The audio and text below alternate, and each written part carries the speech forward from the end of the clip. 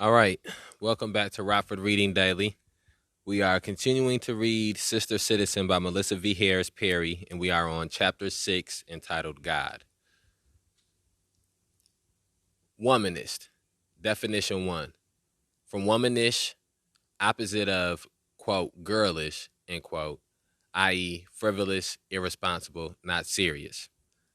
A black feminist or feminist of color, traditionally capable, as in, quote, Mama, I'm walking to Canada and I'm taking you and a bunch of other slaves with me, end quote. Reply, quote, it wouldn't be the first time, end quote. Alice Walker, In Search of Our Mothers' Gardens. Nadine is married and raising 2 children while studying full-time to be a nurse. No, don't tell me the battery's dying. Oh, okay, hold on, let me keep on going. We'll see if that is.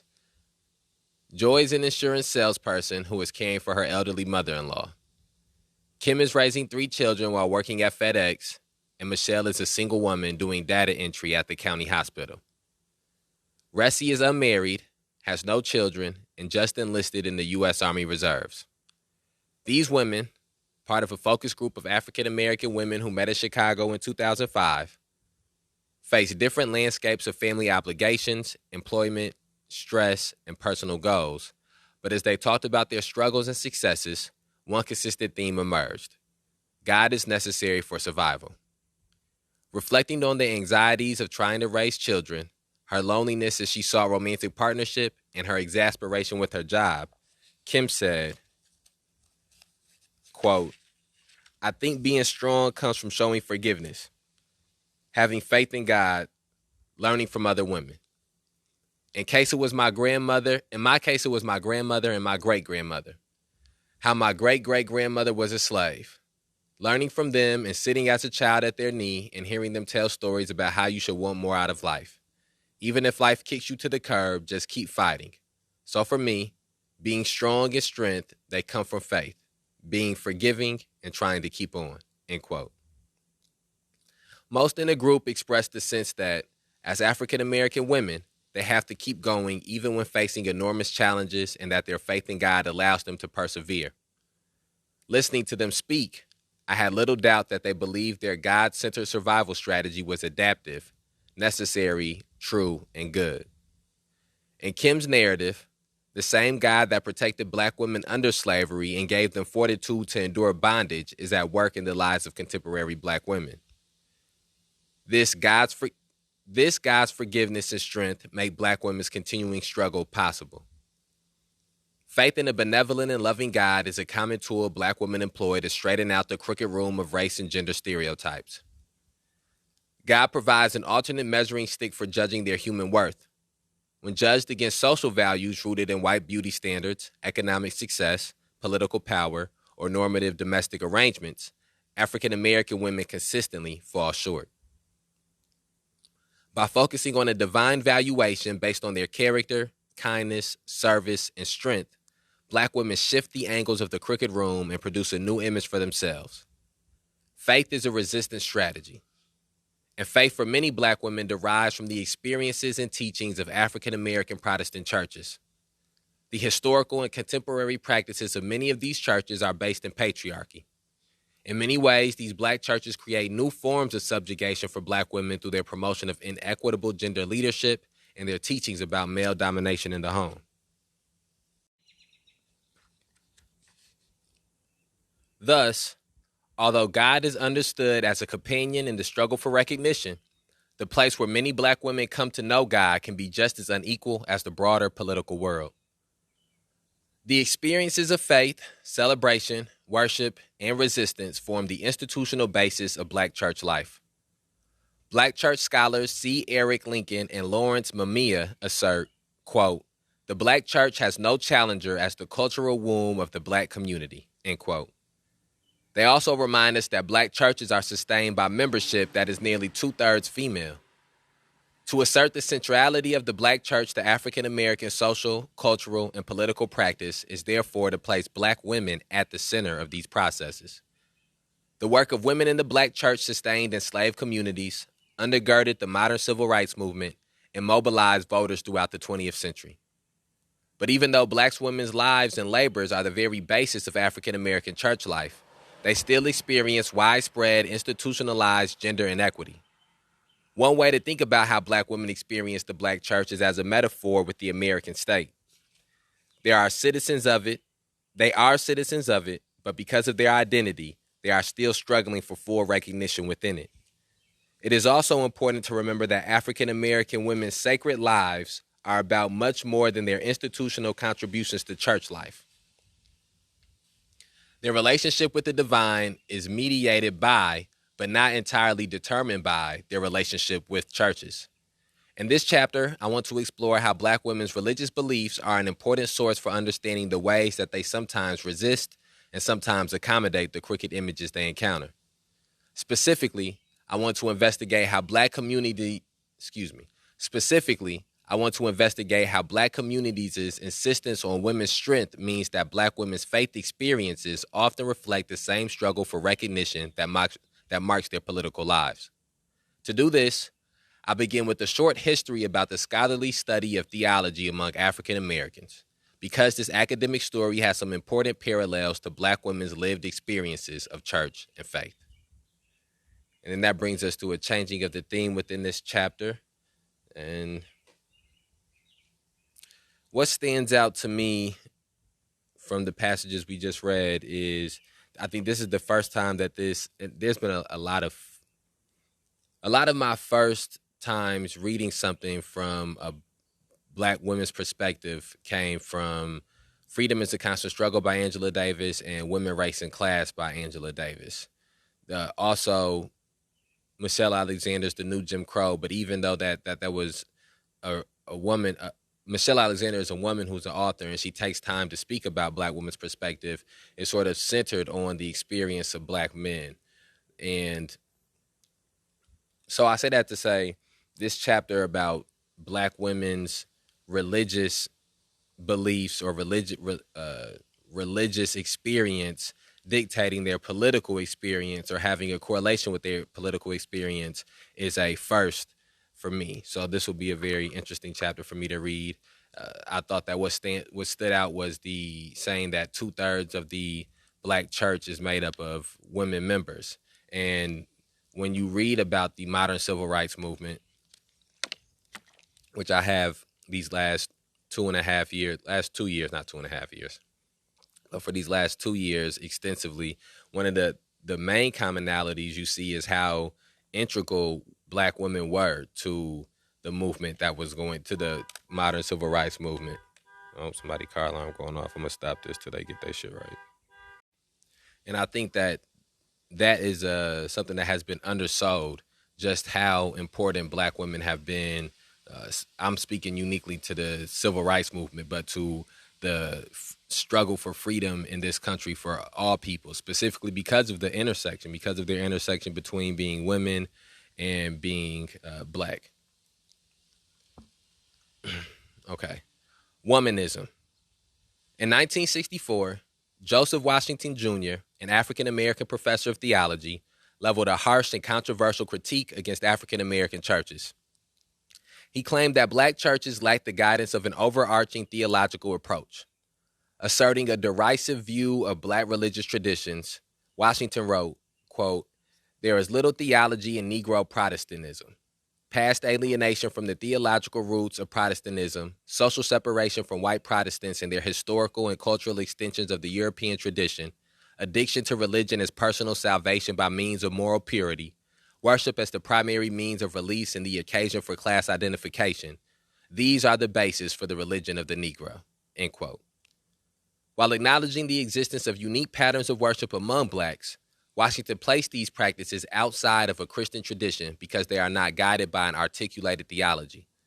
It was a harsh criticism, but one that ultimately launched a robust scholarly response from African-American theologians. By the late 1960s, a group of African-American academics sought to fill this void by crafting a distinct African-American contribution to systematic theology. This Black liberation theology, or just Black theology, was born in the context of the waning civil rights movement and the emerging Black Power movement. Black liberation theology. I know the word, but for some reason when I'm reading it, it's not enunciating. It's not coming from my brain to my mouth the right way. Theologians. Black liberation theologians felt they were responding to the challenge of making Christianity relevant for African Americans who were engaged in political and cultural struggle against white racism.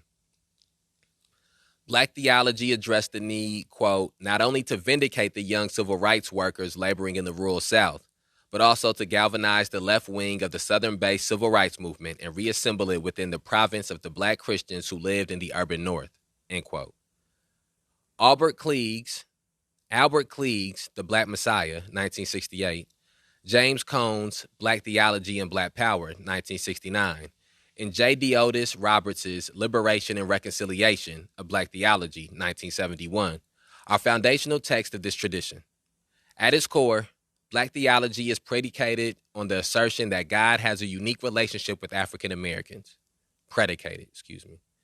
God is not a passive bystander in human history, but rather an active participant in the struggles of oppressed and dispossessed people. In the American context, this means that God is on the side of Blacks as they struggle against the social, political, and economic marginalization caused by the legacy and persistence of white American racism. Liberation is the theological center of this approach, and movements for liberation define the ministry of the historical Jesus and the experiences of his contemporary followers, Blacks in America. Because Black liberation theology asserts a special relationship between God and Black people, it asserts that Black people will receive from God what they fail to receive from American social and political structures: recognition. American society and government may be unable or unwilling to recognize and respond to Black people, but Black liberation theology assures that the divine does recognize the suffering caused by racial inequality.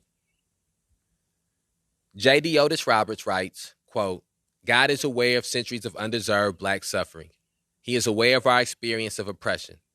Black hope stems from the assurance that God seeks the liberation of the oppressed, end quote. Black theology articulates both the political and spiritual yearning for a Black-centered and Christian-inspired understanding of suffering and resistance, and these theologians trace their ancestry to liberation elements of slave religion.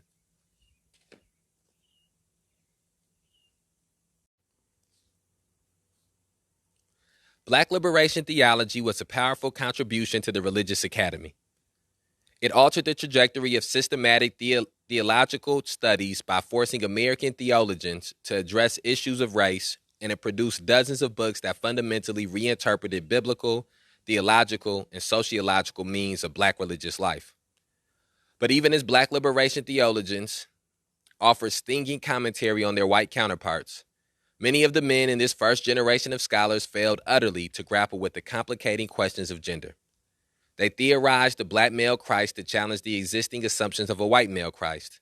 They did not seriously consider that African American women's life experiences and religious beliefs required separate attention.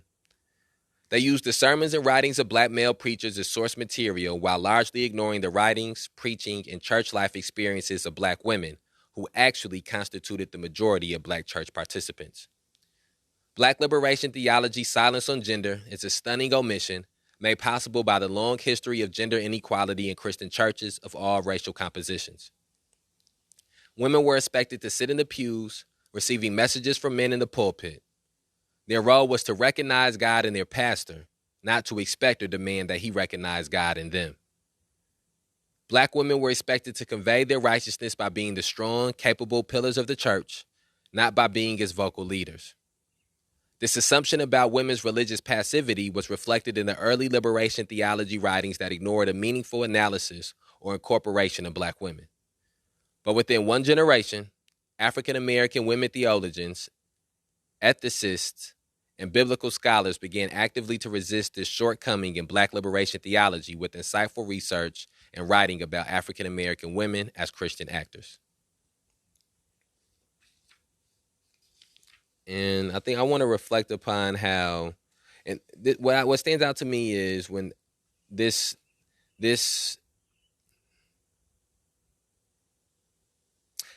This inspection of the black church life that Melissa V. Harris Perry is speaking about, this inspection of black Christianity that Melissa V. Harris Perry is diving into, is a reminder of what happens when we create institutions or create organizations or create companies or create ideologies or ideals that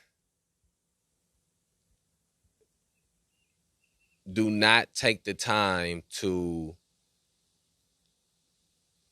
incorporate all marginalized people or all dispossessed people or all oppressed people. When you put something together and you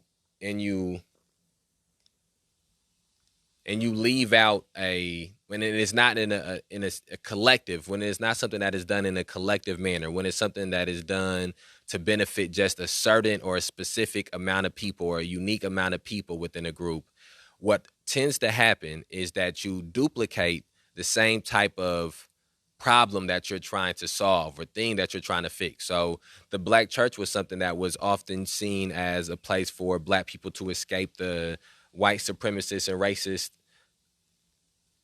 life in America, racist society in America. But because the church was not put together in a way that was conscious of the other negative aspects of American life, because sexism wasn't something that was being acknowledged by the church, because homophobia, transphobia, because so many other things that were capitalism, so many other things were not being recognized as evils by the church, by the black church, and only or primarily racism and white supremacy was being reflected. They did everything they could to keep that out, but they allowed those other things in. They allowed capitalism in. They allowed sexism in, homophobia and transphobia and all of these other elitism, classism. All of these things were allowed in, and I think that that's something that we have to be conscious of in 2022 when you're creating an organization, when you're creating an ideology or ideal. You have to make sure that you're not just trying to focus on one negative part of this society that you want change, but you're focusing on how all of the other negative parts of this society feed into that part. And from what not just what I've read here, but what I've experienced and I've read in other places and seen and heard, one of the main problems that the specifically black church has had is that it has combated white supremacy and combated racism by changing the concept of the belief that these are white people that you're hearing about, or that the savior is this white man, or that you're supposed to be a slave and listen to the master of this white person.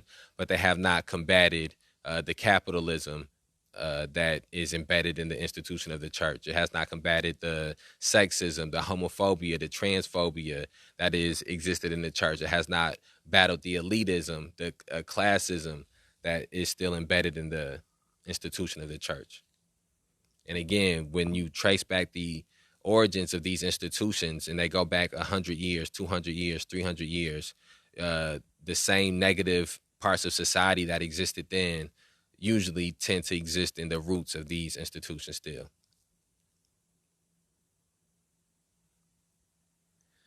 Womanism was the term that these black women scholars gave to the work of crafting a fully articulated, racialized, and gendered theology. Womanism was coined as a description of black feminist sensibilities by Alice Walker in her book In Search of Our Mothers' Gardens. Walker describes womanism as an intense form of female-centered identification and action most often exhibited among women of color. Womanism lays claim to the intersectional experience of race and gender for women of color. Walker's definition also conveys a sense of the strong black woman. In the epigraph to this chapter, Walker writes that a womanist is, quote, traditionally capable, as in, Mama, I'm walking to Canada and I'm taking you and a bunch of other slaves with me. Reply, it wouldn't be the first time. This phrasing reveals a great deal. The understated, quote, traditionally capable, end quote, is matched by the extraordinary task of freeing oneself and others from slavery. The reply is equally understated, quote, wouldn't be the first time, end quote. Walker conveys the utterly mundane regularity of courageous acts of leadership and communal liberation among black women. Of course, black women would expect themselves and their daughters to perform extraordinary feats. Thus, as many black feminist theologians adopted the self-description, quote, womanist, they accepted the imperative of black women's strength. Dolores Williams's Sisters in the Wilderness is the foundational text in this tradition. Williams builds a systematic theology that begins with the Genesis story of Hagar. Hagar is the enslaved servant of Sarah. When Sarah fails to produce an heir for her husband, Abraham, she gives Hagar to him as a sexual concubine. Sarah willingly subjected this enslaved woman to sexual violation by her husband. But when Sarah, at nearly 100 years old, becomes pregnant herself, she becomes jealous about the potential of Hagar's son having a claim to Abraham's legacy. So she cast Hagar and her infant son into the wilderness. Williams reads Hagar's story of enslavement, sexual violation, surrogacy, exile, and vulnerability as a prototype for black women in the United States, where their history is replete with these same conditions, and draws a series of lessons about God's relationship to black women. Hagar is expected to bear up under unthinkably difficult conditions, but God does not abandon her even when she has been exiled. Instead, God appears to this woman, comforts her, provides for her, and creates a strategy of survival for her and the child. Quote, God's response to Hagar's and her child's situation was survival and involvement, end quote. Growing out of Williams's text, womanist theological research is based on the writings and experiences of African American women. It focuses on the intersections of race, gender, class, and sexual orientation within black religious experiences and represents arguably the most important contribution of contemporary black theology. Its goal is to affirm black women as members of God's beloved community and to assert that God is present in their struggles to be fully participating members of churches, of racial communities, and ultimately of the American state. In short, womanism is the religious academy's attempt to straighten the crooked room by offering black women positive visions of themselves as full citizens. Womanist scholarship has evolved over the past 2 decades to address issues ranging from homophobia to war to popular culture, but it remains centered on challenging the crooked images of black women in traditional Christian scholarship and practice. Like its secular counterpart, however, it often claims black women's right to equal participation by relying on arguments about their inherent strength. Sisters' capacity with God's help to survive in the wilderness is the basis for claiming that their stories should be told and their voices heard. We saw in the last chapter that this reliance on strength as the basis for citizenship We saw in the last chapter that this reliance on strength as the basis for citizenship claims can have implications for policy beliefs, sometimes leading black women to keep silent about their interest in an attempt to maintain the facade of strength that needs no assistance. To the extent that womanism is also rooted in the imperative of strength, it might also lead black women to silence their concerns within the church. Unlike black liberation theologians, womanist scholars take black women's lived experience as their primary source material. They regularly point to literacy, historical and contemporary narratives of faith, strength, and struggle by black women. These scholars draw from the historical accounts and mythology surrounding women like Harriet Tubman, Sojourner Truth, Ida B. Wells, Rosa Parks, Fannie Lou Hamer, and Ella Baker to make claims for the decisive revelation of God in the lives of poor black women. They may emphasize black women's survival through the story of Hagar, or they may link the undeserved suffering of someone like Fannie Lou Hamer to the redemptive suffering of Christ. Although this scholarship is a positive contribution, it can be seductively celebratory. For example, womanist ethicist Katie Cannon writes, quote, untrammeled by external authority, black female moral agencies' intuitive faculties lead them toward a dynamic sense of moral reasoning. They designate the processes, the manners, and the subtleties of their own experiences with the least amount of distortion from the outside, end quote. We can read this as a claim that black women possess an innate capacity to straighten the angles of the crooked room.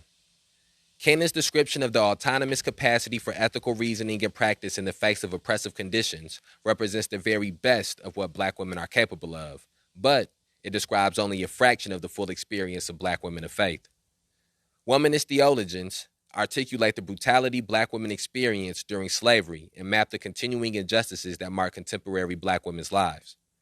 But they also highlight narratives of survival and triumph, often building on the legacy of extraordinary black women whose faith commitments led them to courageous acts of resistance. These stories are important to recover, but they can also engender a kind of forgetfulness. They encourage the false belief that black women always face adversity with strength and that their strength is always victorious. But for every Harriet Tubman, there are hundreds of thousands of black women who died as slaves. For every Sojourner Truth, there are hundreds of thousands who were never able to speak publicly about their experiences. For every black woman who remains an independent moral agent in the face of crushing oppression, there are many who are, in fact, crushed. I want to reflect there. I think that balance there is what defeats stereotypes, is what defeats, it may not defeat prejudices, but it defeats stereotypes and defeats myth. That balance of not painting black women as victims in every situation, but also not painting black women as triumphant in every situation. We have this need a lot of times in current society for things to be black and white, for there to be a victor and a loser, for somebody to be in the right and somebody to be in the wrong, for somebody to be strong and for somebody to be weak. And a lot of times when it comes to people who are oppressed, people are comfortable with seeing people who are oppressed always in a position of weakness, always in a position of victimhood. And it does something, and people find benefits from pushing that narrative. There are also people who find benefits in pushing the opposite narrative of, instead of black people being victimized by America, black people be involved in the victimization of America in the sense of concepts of black on black crime or communities where violence take place or negative stereotypes that are attributed to black people. And one of the things that really stands out as we're reading this book, Sister Citizen, is the importance of understanding how no matter what the connotation may be connected to a stereotype or to a prejudice, that the perpetuation of it has a negative effect and a negative impact, because any stereotype or any prejudice is innately going to do harm. And so what some may perceive as a benefit from it, what's used a lot of times is the strong black woman theory. Whatever you may be able to perceive as the benefits from this concept, there are still harms that are being done by it. And so that, and, it just relies the importance of breaking down stereotypes, how breaking down of those stereotypes allow people to be fully themselves, and how in the acceptance of somebody being fully themselves, you can defeat shame. And here, I'm going to check to see how long this episode is and decide whether it's just a small passage left. So let's finish reading this and then we'll end this episode.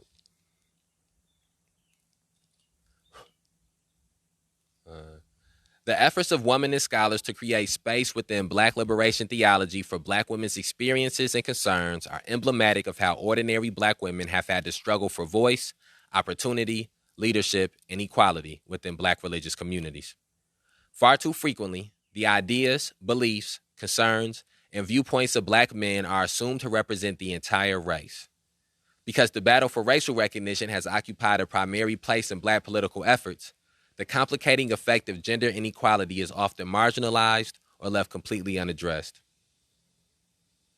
Womanists have tried to push to the center of the religious academy, arguing that a liberation theology that accounts implicitly and exclusively for Black men is insufficient. Similarly, African American women of faith are often faced with religious images, themes, and practices that are not based in their stories, experiences, or self-understandings. They are forced to choose between accepting that God, like the American state, simply does not see them, or creating new ways of understanding and communicating about God that make their own social, emotional, and political needs primary. To uncover the complex process by which Black women of faith engage in a search for recognition, we must acknowledge that Black American Christianity contains both oppressive and liberating aspects for Black women, whose faith expressions are constrained by the structures of white supremacy and patriarchy. Black Christianity has resisted racial domination, but it has perpetuated sexism and gender inequality. As the political scientist Frederick C. Harris has noted, quote, patriarchy has operated through religiously sanctioned rules that exclude women from sharing power and authority with men, a practice that became especially entrenched in mainstream Black religious institutions, just as Black men were excluded from the nation's political sphere in the late 19th century, end quote. Even as theologians and historians and social scientists assert the centrality of God in the lives of Black women, the importance of Black women's labor to the church, and the critical nexus between church and community life, we must be careful to question how religious faith and Black church practices affect African American women themselves.